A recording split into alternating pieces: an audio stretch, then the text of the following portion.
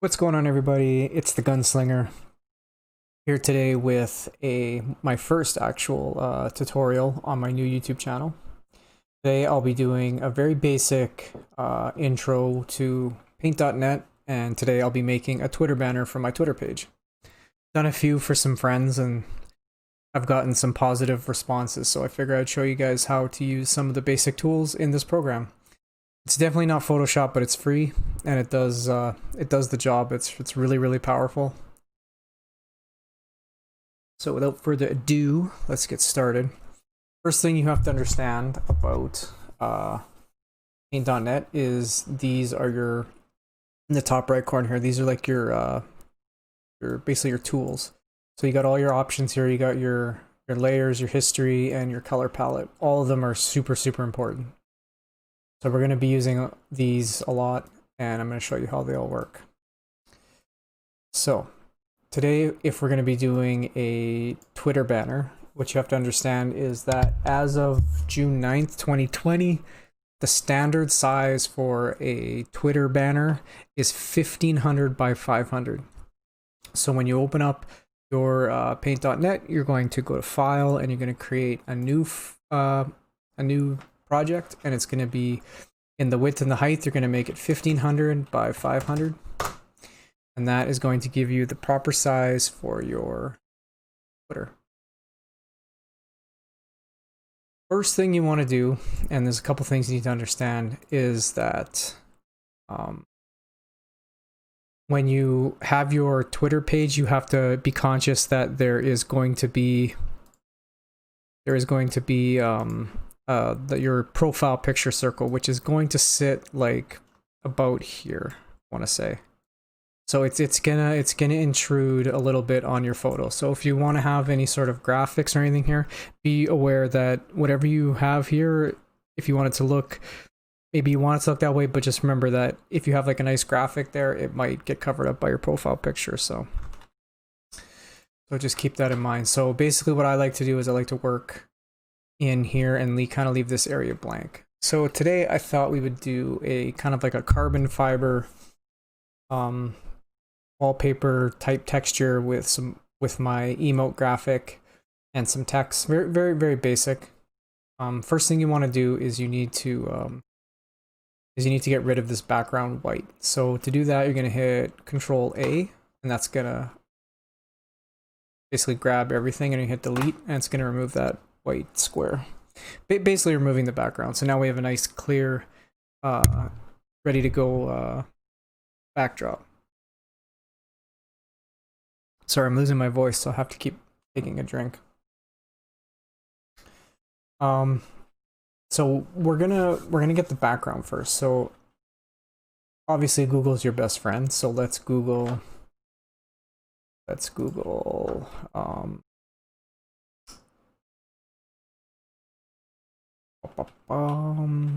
carbon, oh, right there, carbon fiber HD wallpaper.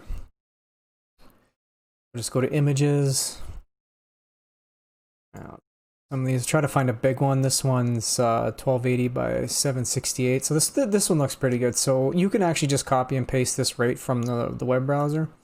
So you can just right mouse, copy images, and we're gonna Control V, paste this into Paint.net. Now it's going to pop up and ask you if you want to expand the canvas or if you want to keep the canvas the same size. Because we need to make it exactly 1500 by 500, we're going to keep the canvas size and just let the picture kind of go behind our canvas.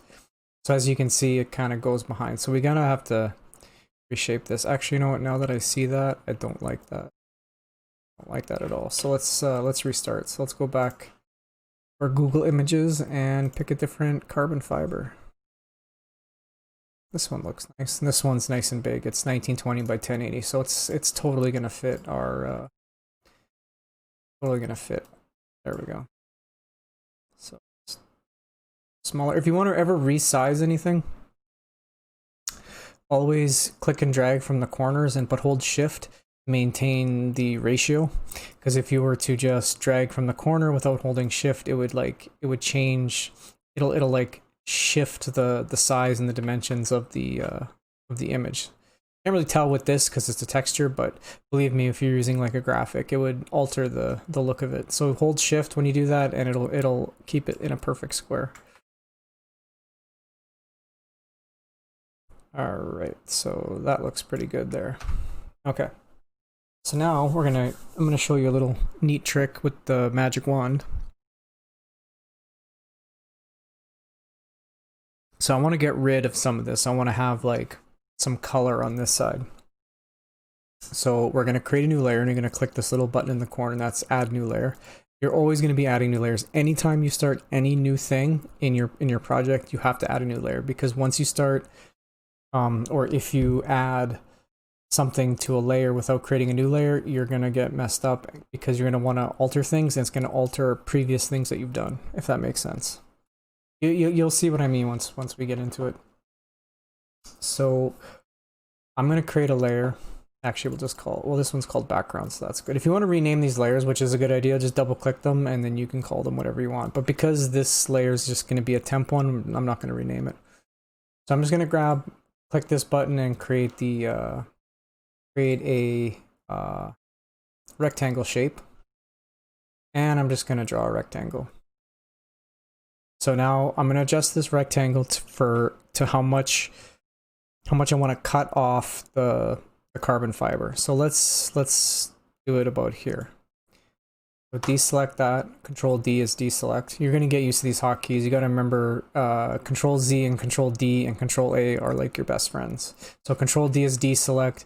Control A is select all, and Control Z is undo, because every time you make a mistake, you just have to keep tapping Alt Z or Alt Z for you Americans. Okay, so what we're gonna do is we're gonna grab the magic wand, which is this tool here, and what you're gonna do is you're going to click in the area of the black rectangle. So now you'll notice that it highlights just the black rectangle. Now what you're gonna do is you're gonna click back on your background while this is still highlighted with the magic wand, and you're gonna hit delete. And that is going to perfectly, now we can just get rid of this layer too. Just hit this button to delete the layer. And that is perfectly going to cut our carbon fiber. So now what we're going to do is we're going to add a gradient color back here.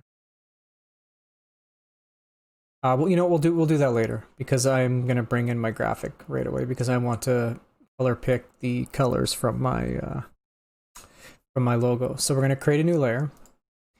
Now I'm going to bring in some files or some pictures that I've worked on in the past. So I want to use my emote, which is this guy here. So we're going to copy that. And again, we can just copy and paste into paint.net. Again, it's going to ask me if I want to expand the canvas. We're going to keep the canvas size, and there's my emote. So I'm just going to remember I said about the reshaping. See, now this is me not holding shift.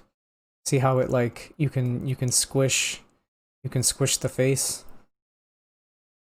without so I'll just undo that.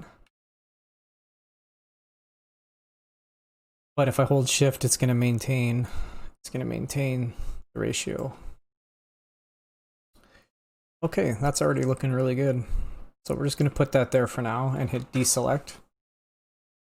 So basically I want to do like a gradient effect on this side here, but I want to use the colors, the exact colors from my emote. So to do that, we're going to use the color picker tool, which is this guy right here, toolbar. And we're going to zoom in a little. Zoom is in the bottom corner here. And we're going to pick, let's pick the really dark blue.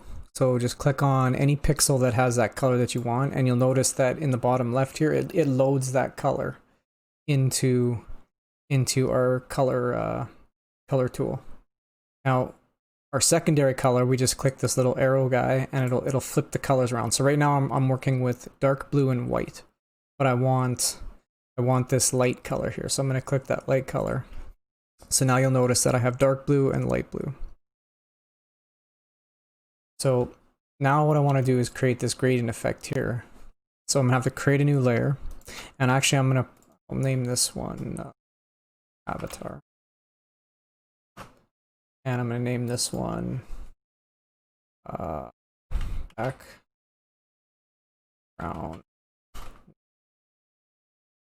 And you can put these backgrounds in any, or these layers in any order. So I'm going to put the background underneath because we want this color to be behind the carbon fiber.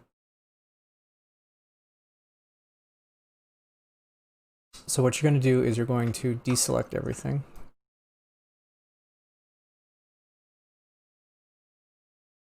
And now you are going to select the gradient tool. And what you have to be conscious of is, like, see how in the carbon fiber, it's light here and it's getting darker as we go out. So we kind of want to recreate that effect with our gradient so that it's kind of looking like the light's coming from the same spot. So we want to flip this around because we want our lightest to be here and it get darker as we go out here. So all you do is you click your different gradient effects are up here. So if you want linear reflected, diamond, you can play around with that, but for this one I'm going just to use the linear. So I'm going to click here because wherever you click first is going to be your brightest spot, and then it's going to get darker as you go out. I'm going to click here, then I'm just going to drag out. That's good. And then deselect. Now we have a little bit of color, and these colors, whoops. And these colors will match my avatar perfectly because we literally picked the colors from there. So now what I want to do is I want to create a little separator here. So what we're going to do is we're going to create a new layer, and this layer can be in front because we need this call it the bar. We need the bar to be in front of this. So to do this, we're just going to use this tool here, the line curve tool, and we're going to make the brush a little bit wider. 20 is pretty decent. Stay zoomed in though.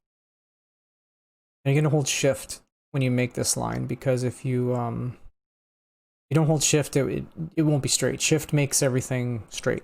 So remember that, shift. I want this line to be the yellow from his eyes though. So let's go back to our avatar layer and the color picker, and we're going to pick the yellow from his eyes. And now you'll notice that I'm working with yellow now. Go back to the line tool, hold shift, line it up, and just drag straight down.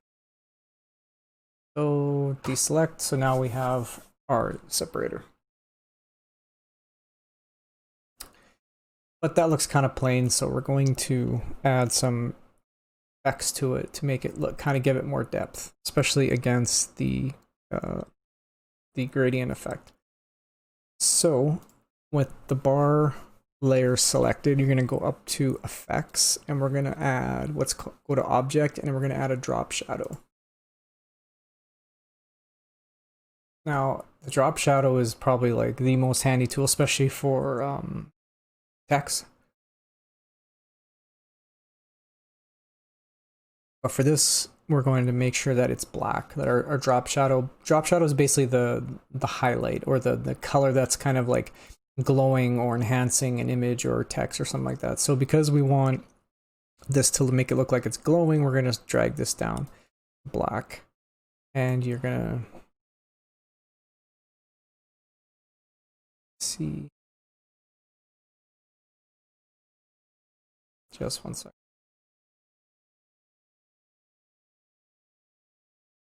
See, I made a mistake there. See, I put my bar on the avatar layer. So with the bar selected, we're going to redraw our line.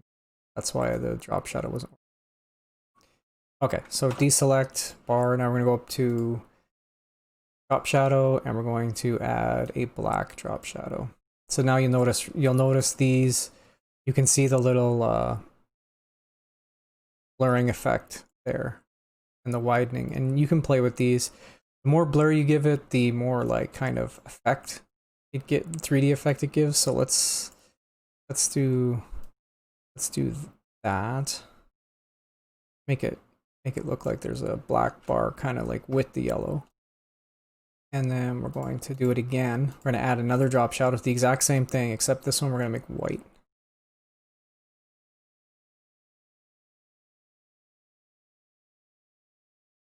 And again, this is all just personal preference.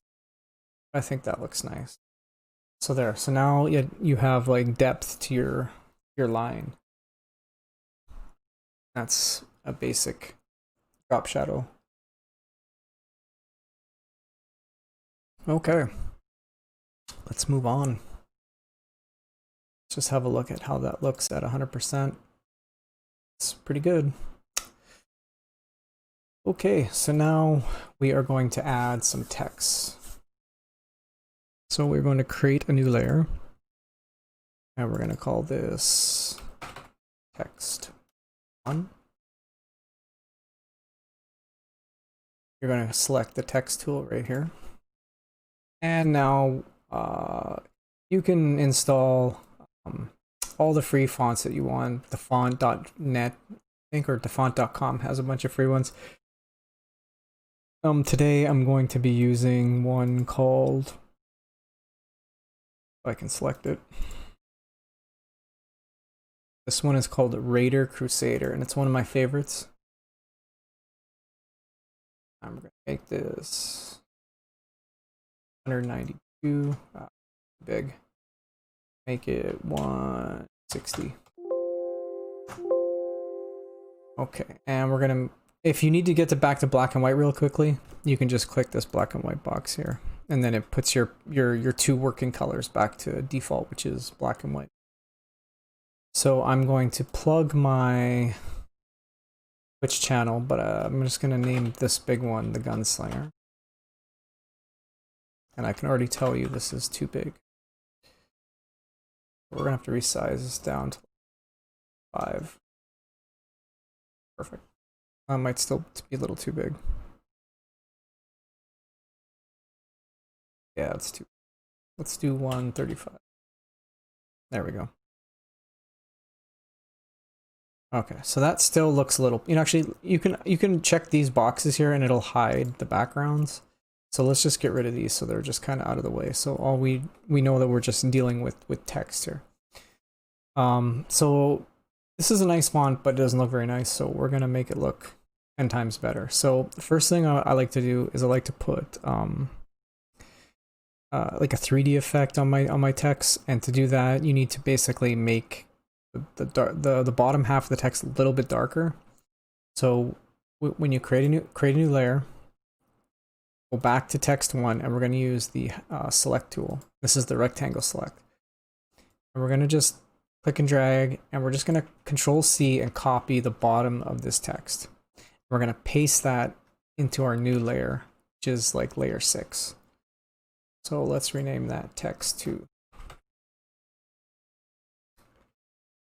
So now if you look, if I uncheck this, we have like basically the bottom half of that text in front of our other text. So we're going to go with text 2 selected, we're going to go up to adjustments, and we're going to go to what's called hue saturation. Now this tool is basically for changing the color of pretty much anything. So if you had like a picture of a red car, you could make the car green with this tool. You can literally make it any color you want. I can't change the color because it's white right now, so can't do that. But what we can do is change the lightness, and we're gonna drop this down like about maybe -7.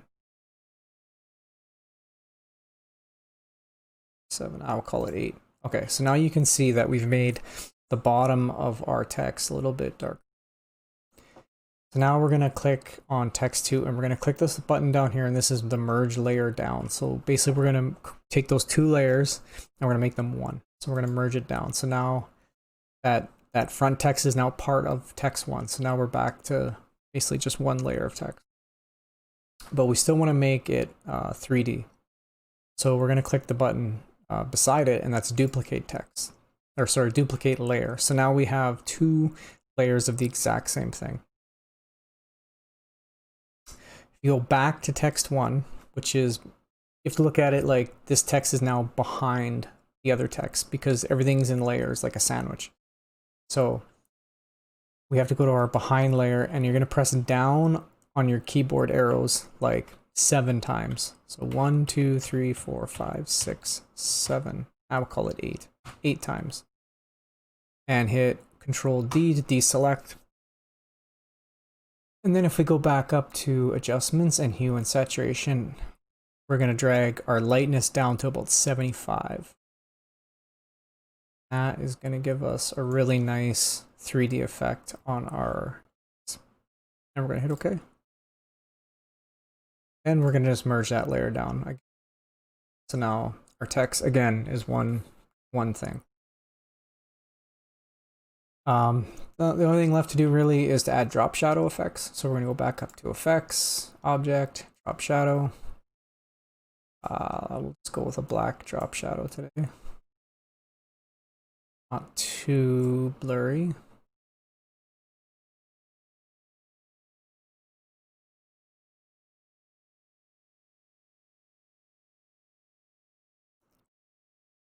Right. Okay, perfect. So now let's bring back all our other layers.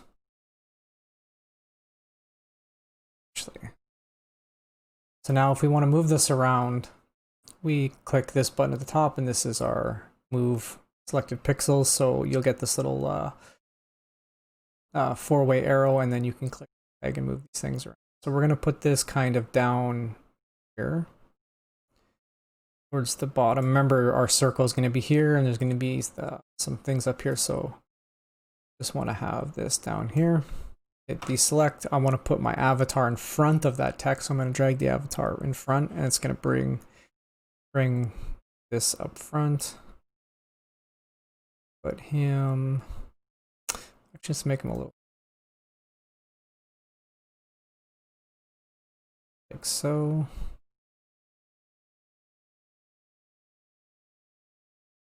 Text. There we go. That looks much better. Like he's peeping out. Deselect. Okay, so now that's pretty much basically all I really want to do. And then I just want to put some basic text underneath here, plugging my YouTube channel or my Twitch. So go back, create a new layer, move it to the front. And this can just be a very basic text, very clean. You always want something clean. You want the contrast between like fancy text and some clean. So let's auto make 8 and twitch.tv/gunslinger spell.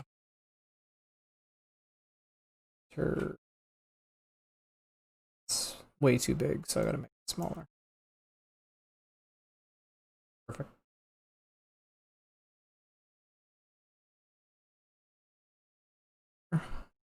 Drop shadow to that.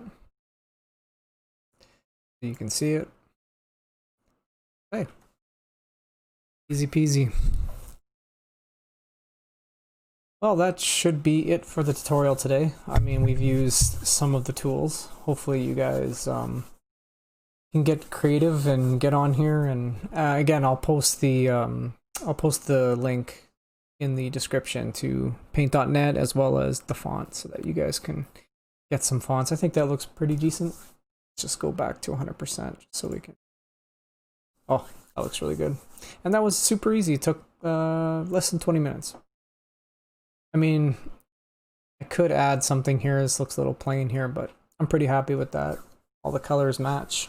Everything looks great. If you guys have any questions, don't forget to just hit me up on Twitch, which is at the guns blazing. I had to think about it.